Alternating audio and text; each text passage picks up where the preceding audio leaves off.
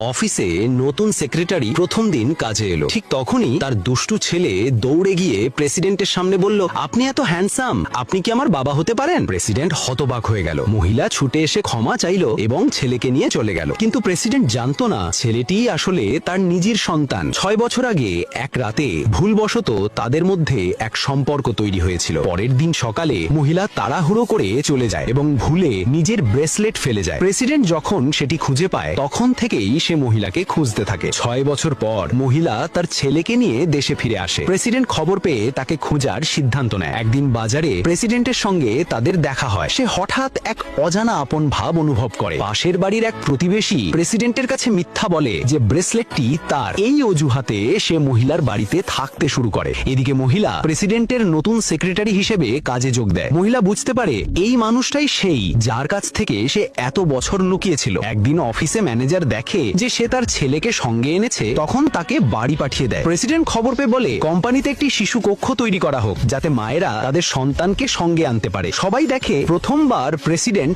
এত কোমল হৃদয়ের আচরণ করছে। পরে যখন মহিলা ফটোকপি করতে যায়, তার ছেলে আবার প্রেসিডেন্টের কাছে গিয়ে বলে, আঙ্কেল আমাকে বাথরুমে নিয়ে চলুন। ঠিক তখন এক কর্মচারী ফুলের তোড়া নিয়ে যাচ্ছিল আর একসাথে প্রেসিডেন্ট ও ছেলেটি হাঁচি দিল। দুজনেরই ফুলে অ্যালার্জি ছিল। প্রেসিডেন্ট